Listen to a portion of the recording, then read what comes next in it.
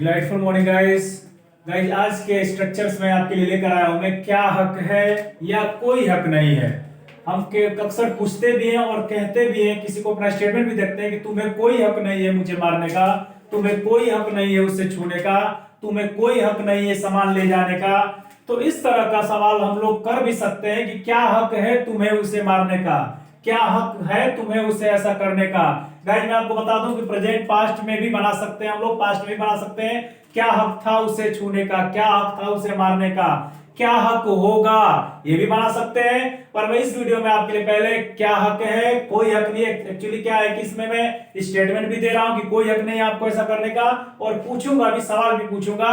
तो दोनों को मैं इसमें कवर करूंगा और थोड़ा सा मैं सोच रहा हूं कि कम वीडियो में कम टाइम में ही मैं आपको ये चीजें समझाऊं और एक एक करके समझाऊंगा। तो गाइज आज के वीडियो में और इस वीडियो में मैं आपको ये बताऊंगा क्या हक है और कोई हक नहीं है। इसके लिए हक के लिए गाइज आपको पता होगा कि राइट का यूज करते हैं। जी हाँ, राइट का यूज करते हैं। तो उसके लिए मैं जब सेंटेंस बताऊंगा तो आपको समझ में आएगा। और अगर को पूरा आपको सीखना है गाइस तो थोड़ा आपको तो मेहनत करना ही पड़ेगा। आपको बेसिक क्लास जब सिखाऊंगा मैं तब आपके लिए ये चीजें मैं बताऊंगा कि कैसे ये बनता है। पर फिलहाल में वो लोग करें जिनको पता हो या थोड़ा बहुत उनको नॉलेज है, जो सिंपल स्ट्रक्चर्स जानते हो, उनके लिए मैं बता रहा हूं। तो आइए पहला सेंटेंस लेते हैं। क्या हक है,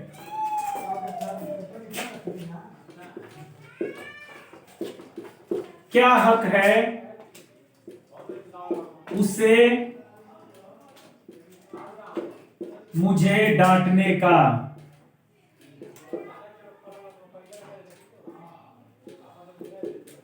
क्या हक है उसे मुझे डांटने का। तो इसके लिए गाइस क्या हक है के लिए व्हाट राइट का यूज करेंगे। क्या यूज करेंगे गाइस? व्हाट राइट, क्या हक, व्हाट राइट।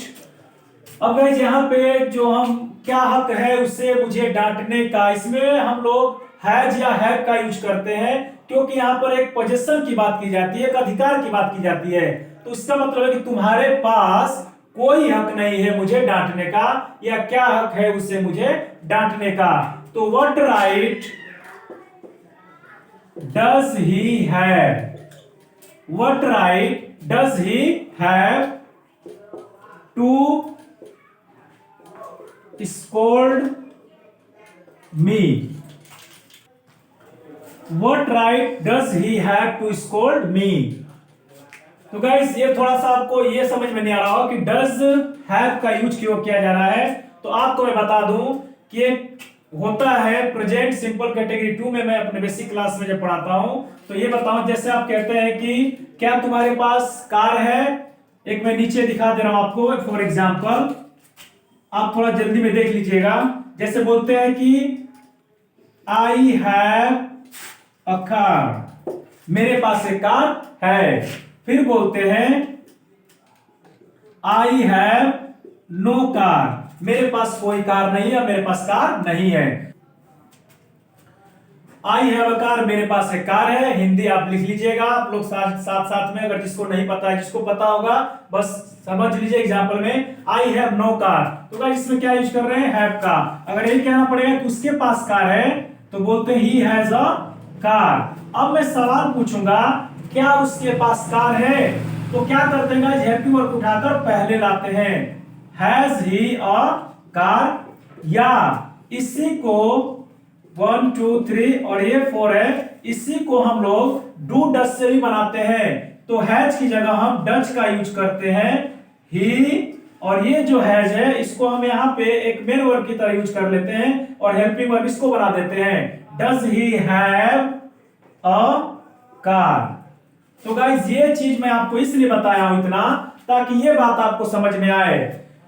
अब यहां पर मैंने कहा क्या हक है, तो व्हाट राइट, अब देखिए डज ही हैव। समझ में आएगा आप लोग को? ये चीज को समझाने के लिए मुझे आपको इतना समझाना पड़ा, हालांकि ये चीज आपको इतनी आसानी समझ में नहीं आएगी। अगर समझ में आ गए तो बहुत अच्छी बात है गाइज। लेकिन यहां पे देखिए जैसे डज ही हैव, उसी तरह डज ही हैव क्या हक है उसके पास, इसी तरह क्या उसके पास है कार, उसी तरह क्या हक है उसके पास ये करने का, यानी मुझे डांटने का। तो ये स्ट्रक्चर एडवांस है, ये सिंपल में पढ़ाते हैं, जैसे मेरे पास कार है, उसके पास कार है क्या, तुम्हारे पास कार है क्या, तुम्हारे पास कार नहीं है, इस तरह की बातें। तो जब मैं गाइस बेसिक क्लासेज स्टार्ट करूंगा तो आप ये सब चुटकियों में बनाएंगे, फिर आपको ये समझाने की जरूरत नहीं पड़ेगी, इसलिए बेसिक पढ़ना भी जरूरी है। मेरे पास इक्विपमेंट अच्छे आने दीजिए, उसके बाद मैं बेसिक क्लासेज स्टार्ट करने वाला हूं और आप लोग पूरा शुरू से पढ़ेंगे। तब तक के लिए ये एडवांस स्ट्रक्चर सीखिए। ये तो एडवांस हमको सीखना ही पड़ता है, रटना पड़ता है, जानना पड़ता है। कुछ चीजें रटनी पड़ती है, कुछ चीजें अपने दिमाग से इसमें से कर लेते हैं। तो गाइस आपने देखा कि क्यों यहाँ पे डज यहाँ पे यूज किया गया है। अब नेक्स्ट सेंटेंस हम लोग देखते हैं।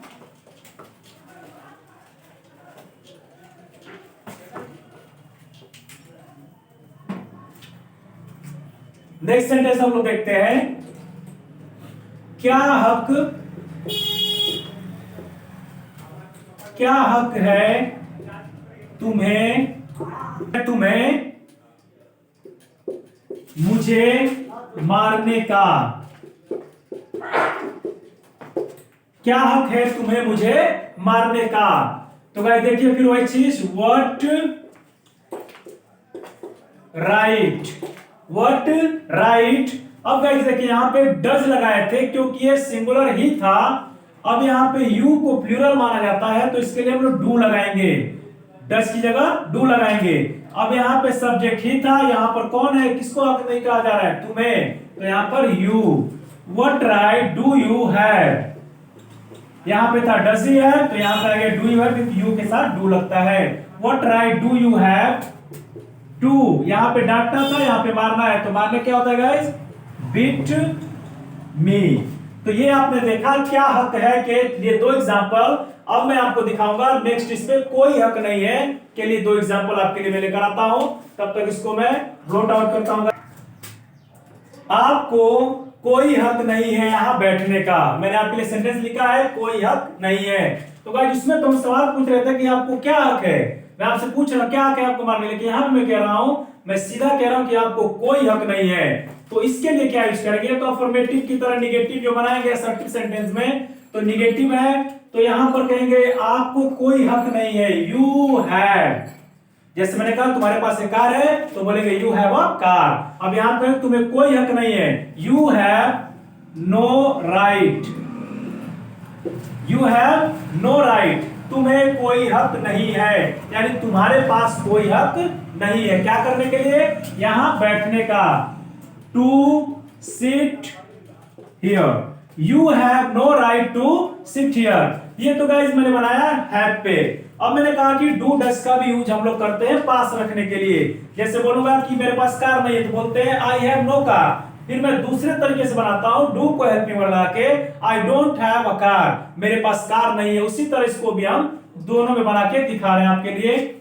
यहां पे हम लोग यू का यू ही रहेगा, यहां पे जो हैव है इसकी जगह हम लिखेंगे you don't have, you don't have, तुम्हारे पास नहीं है, क्या नहीं है, एनी राइट, कोई भी ऐसा हक, you don't have any right, तुम्हारे पास ऐसा कोई हक नहीं है क्या करने के लिए, to sit here, you don't have any right to sit here. Guys दो तरीके से इसको बनाते हैं, अभी तक आपने इसको देखा होगा, सुना होगा, you have no right, you have no right ऐसे करते हुए आपने मूवीज वोवीज में या फिर और भी कहीं चैनल पे देखा होगा, you have no right, you have no right ऐसे करके लोग बोलते हैं आगे चीज जो भी बोलना होता है। इसको इस तरीके से बनाया जा सकता है, you don't have any right to sit here, दोनों का मतलब एक ही होता है। तो गाइस आपने देखा इस पे कोई हक नहीं है। एक सेंटेंस और मैं आपके लिए बताऊंगा इस पर, इसको आप तब तक नोट डाउन कर लीजिए। उसे कोई हक नहीं है उसे गाली देने का। यहाँ पे दो पर्सन है, उससे यानी समझिए कोई एक थर्ड पर्सन है वो और एक और थर्ड पर्सन है, उससे कोई हक नहीं है उसे गाली देने का। तो यहाँ पे गाइस दोनों उससे, लेकिन यहाँ पे दो पर्सन है, दोनों ही थर्ड पर्सन है, पर आपके लिए वो दोनों अलग अलग हैं। तो मैं बोल रहा हूं कि उससे कोई हक नहीं है उससे गाली देने का। तो गाइस यहाँ पे क्या करेंगे, उससे के मतलब ही, उसे मतलब वह, उसे कोई हक नहीं है तो ही के साथ हैज लगाएंगे पास रखने के लिए, ही हैज नो राइट, उसे कोई हक नहीं है, ही हैज नो राइट क्या करने के लिए, टू अब्यूज उसे। फिर यहाँ पे उसे ही है तो हिम। देखिए गाइस यहाँ पे ही है, यहाँ पे हिम है, ये यहाँ पर सब्जेक्टिव केस है और यहाँ पे ऑब्जेक्टिव केस है, क्योंकि इसको कहा है कि तुम्हें उसे कोई हक नहीं है उसे गाली देने का, तो इसको गाली दे रहा है तो ऑब्जेक्टिव केस बनेगा, गाली ये दे रहा है तो ये बनेगा सब्जेक्टिव केस। अगर इसको केस को जानना है तो आपको मेरे सबसे पहले वीडियो में अर्थात केस टेबल के वीडियो में देखना होगा, और मैं आपसे बोला हूं कि एक बार और मैं केस टेबल बहुत बारीकी से समझाऊंगा, तब तक के लिए आप पहले वीडियो को देखिए। केस टेबल में ही का हिम कैसे बनता है और क्या बनते हैं। इसी को मैं दूसरे तरीके से बनाऊं तो अभी जैसे मैं सब में दो दो तरीका बता रहा हूं, तो यहां भी बताऊंगा हैज की जगह डज का यूज कर लेंगे। He does not have, he does not have. अब यहाँ पे गाइस एनी राइट, जैसे इससे पहले वाले सेंटेंस में मैंने बताया एनी राइट, जैसे ही डज नॉट हैव का यूज करते हैं तो ये जो नो राइट होता है ये एनी राइट में बदल जाता है। जी हाँ, नो में सारी चीजें छुपी रहती हैं। नो का मतलब होता है कोई राइट नहीं, कोई अधिकार नहीं, एक भी अधिकार नहीं, बिल्कुल अधिकार नहीं, कुछ भी अधिकार नहीं, सब इसमें आ जाता है। नो का मतलब यही होता है। तो he does not have any right, उसके पास कोई ऐसा हक नहीं है क्या करने के लिए, टू अब्यूज हिम, उसे गाली देने के लिए। गाली देने का, गाली देने को, जो भी आप हिंदी का है उससे कोई मतलब नहीं, इंग्लिश यही होता है। तो गाइस आपने देखा क्या हक है, कोई हक नहीं है, प्रेजेंट में मैंने बताया।